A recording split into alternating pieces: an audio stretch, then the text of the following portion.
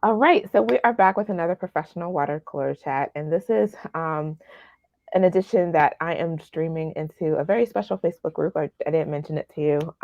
Confident Collaborations, a group of people who care about confident collaborations and strategic partnerships and all of that good stuff. Um, and I want you to first. We'll start by you introducing yourself. Okay, well, thank you, Amelia. My name is Jesse Gallop. I live in Philadelphia, Pennsylvania. I have been a nurse. I'm an LPN for almost 29 years. And um, basically, I changed my career about 8 years ago. I got burned out like a lot of nurses do. So I was looking for another opportunity that would just combine my nursing, but get me away from the bedside. So that led me into the world of medical coding.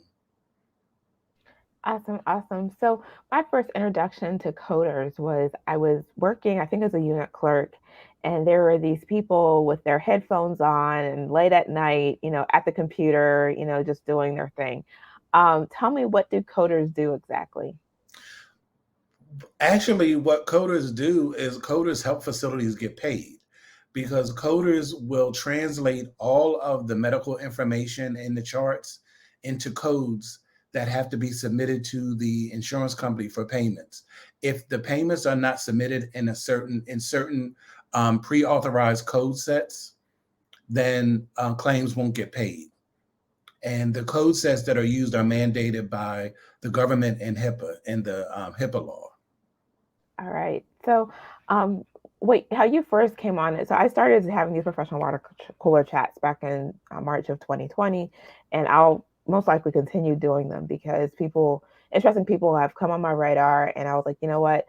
The likelihood of us, having coffee together might be small, but I can absolutely have a conversation like this. And how you came on my radar, we were in a group.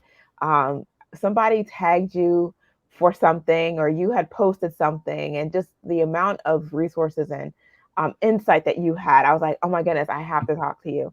So did you just off the break, said, you know what, I'm burnt out as a nurse, I want to start coding, I want to start my own coding business? No. And tell me about how, yeah, tell me more about that journey. Okay, so I wanted to leave nursing several times, and I did, but nothing ever really stuck. I left in early 2000 during this is when the first like big IT um, buzz kind of hit. Everybody was getting these certifications in IT. So I got an IT, got a bunch of IT certifications, worked in it for a while, but then they offshored everything. So then I had to go back into nursing. Then I tried something else. And the only thing that ever really stuck was medical coding. And actually, I didn't set out to be a coder.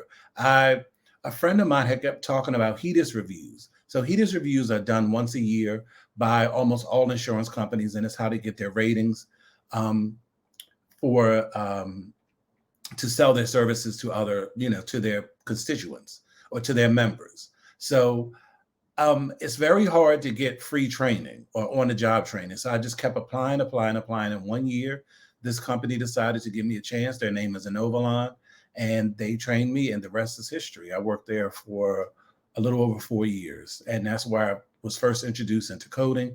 That's where I started getting my first credentials, and I was off to the races after that. Awesome, awesome. And I talk about this. A lot of people sometimes, when they're ready to leave, the organization they're with, whether it's a corporate organization or healthcare system, I always say take a look at the training that you can possibly get on your job, on the job that you still have, before you part ways or whatnot. And so that's pretty awesome that you did that. So you decided to. So this is where you are now. Tell me about getting from there to having your own business, because you're So, still an employee at this point. Yeah. so what happened was once I started working in coding, and once I left Innovalon, I realized, well, because I left Innovalon because I got I got furloughed. Like they went through a major. They were a private company. They went public, and whenever a company goes from private to public, they go through major changes because their responsibilities change. Like their fiduciary responsibility then or legally becomes their shareholders, and it's longer about the employees. So we used to get a lot of nice perks. We used to have a lot of nice benefits, and they kind of just whittled away. And we went through three reorganizations. I made it through two. I didn't make it through the third one. So I started working and I started applying for other jobs and working at other companies. And I realized just how good I had it at Inovalon. I realized how good their training was and how thorough of an organization it was. So I kept having to look for jobs because I would never stay at a job very long. And I'm sitting there waiting, like I got frustrated because I'm like, I have all this knowledge, but I have to sit here and wait for someone to bestow employment upon me. I'm like, no, no, no, I can't do that. So I'm like, I have all this knowledge. So this was also during 2020 when I started to do this. In December of 2019, actually, I started a YouTube channel, and I just started my channel just by talking about my experience and how I transitioned from the bedside into nursing, into coding. And I went through the whole gambit how I did it, and just I decided then I'm like, you know what? I'll just start to show other nurses. I'll start to teach other nurses. So in July 2020, the Coding Nurse LLC was founded, and that's what I do now. I advertise and I teach mainly nurses the ICD-10 CM code set, and then if they want to learn, if they want to learn more code sets, they can learn more code sets with me, or they can get two. They're eligible for two certifications with just that code set, and I have a pretty good success rate. And by me being small, like I'm in this grand scheme of tutoring and education and medical coding, I'm like a very small fish. But I am making some impact. I am getting my name, passed around, and people do know. And I pretty much have I have students every time I'm ready to launch a course. So, and I teach nurses because there's a little thing. Nurses are a little arrogant too. So sometimes I have to tell them, like, you have to kind of take your nursing cap off, and you have to be willing to relearn some things, because how you think as a nurse is not at all how you think as a coder. Um, there are so many parts that were exciting about what you said. You came to a point where you didn't want to wait for someone to bestow employment on you, and you just something hit, something snapped, something triggers. A flip got switched, and you're like, you know what? I could absolutely, um, one, start teaching others. And was that the main thing, or you're saying you could offer your services, contract yourself to an organization? You didn't need a middleman, or was it both?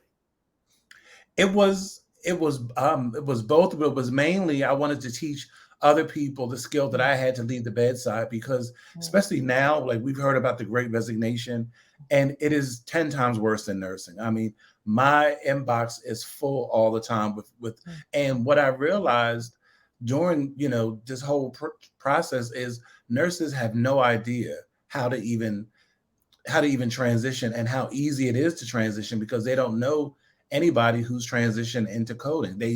We all have heard about it, and we all, hear about these people in this little department in the hospital, but nobody ever really knows what they do. mhm, And mhm, the coding is really, really impactful in this country, and mhm, it's a very, very valuable and marketable skill. mm.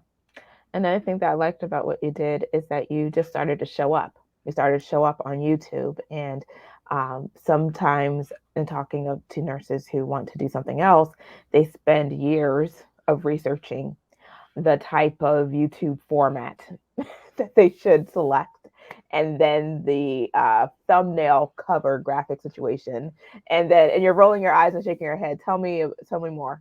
Well, Because you know what, I was so the opposite of that. I had an iPad, and I went in one of my bedrooms and just started talking. I just hit record. So I do zero editing to my videos. They are very, very, very organic. I just put them out there because it's the information. yeah, I love that. And I'm going to update this situation with titles and such. And I'm going to even give this to you to share on your YouTube channel, because if you want to, because I definitely love that part, because I was guilty of that. We're all, I think some of us, analysis paralysis, perfectionism, we're in, as nurses, we know like if we make a mistake, someone might die. But in the business world, the stakes are not all that high. It's not the same at all. And so you, Jesse, sharing that you showed up, you went into your bedroom with an iPad, you started talking, and here it is, your inbox is full and flooded with people. And again, in this Facebook group, the Black Nurse Entrepreneur Facebook group, it was dozens and dozens, if not hundreds of people who were like commenting and tagging. It just, your name kept getting tagged all over the place. And then I think there were some nuggets that you did drop, and then it was just, I was like, wow, this guy, I need to talk to him. So thank you for joining. We are doing these professional water cooler chats, talking to people who are doing interesting things. We have Jesse with us. He is a coder, a medical coder, and among other things, and teaches nurses how to transition from bedside roles into coding. He has a course, and after the course, they're able to sit for a couple of different coding certifications. Is that a pretty much accurate Yes. thing? Okay, cool, cool. And another thing that you mentioned, I love that you are so focused in your niche, because there's a lot of nurse business coaches, a Right. lot of nurse coaches out there that, focus on various types of things, general, you're tired of the bedside, I'll show you these options.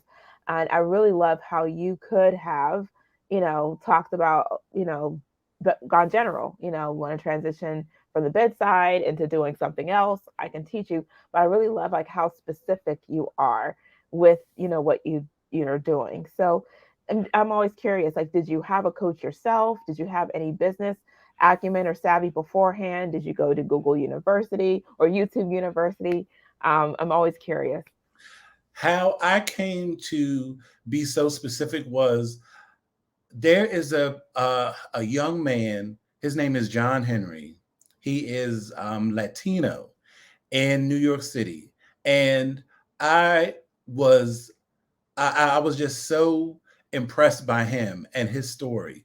And he said something years ago that stuck with me, and it's why I'm so focused. He said, "There are riches in niches," and I never forgot it. And he said, if you can drill down into one area and dominate, which ultimately one day I hope to. I mean, I want to be able to be that guy when you talk about coding and nursing. And I mean, I know that I see the impact that I'm making already. So I just know I have to stay the course and just keep doing what I'm doing. Awesome, awesome. And it's something people have said it to me, that the people who, sometimes the people who will make the most investment, like highest level investment, they're not the ones that are liking and commenting. They're the ones that's what they're watching and observing, and they're not doing that because they are busy. They are busy. They have a lot going on. They're usually extremely dynamic people, but they are watching you. And I just had a conversation with this lady that I highly respect. I've been stalking her, and she was like, Amelia, I see you. I see what you're doing. I just want you to know that your work is, not going unnoticed. And so I just want to share that to you as well. Is like, I don't know where being that coding guy, what that looks like for you, but I really feel like you're closer than you think. All that to Okay. say, All all right. that to say, I I really receive sincerely that. feel, I really feel like that. So, how can people continue this conversation with you, Jesse? Is there any social media platform that you're on more than others? Um, list out all of your handles. Send them to me too in an email Okay. so I can update this. All And right. yeah, The easiest way is the coding nurse on YouTube, and the coding nurse on Instagram, and I have a website, thecodingnurse.com. awesome, awesome. So, and I love the consistent branding. Oh my goodness, that's. I think I might be able to update the situation myself with You that. know, speaking of branding, Amelia, I applied in September 2020 to trademark the coding nurse. You know, Mm. I'm still waiting all this time. Oh my goodness. All right. Well, if you're open to recommendations, I always say that I give unsolicited referrals sometimes. I'm trying to stop that because sometimes, you might have had a great experience with somebody, but that doesn't always translate. But as soon as we hang up, I'm going to give you unsolicited referrals. And I want to hear more about that too. But thank you so much, Jesse, for joining us. And I look forward to staying in touch and learning more about your work, and even signing up for whatever you have, because I'm always curious and always learning about different things. So thank you Okay. again. Thank you.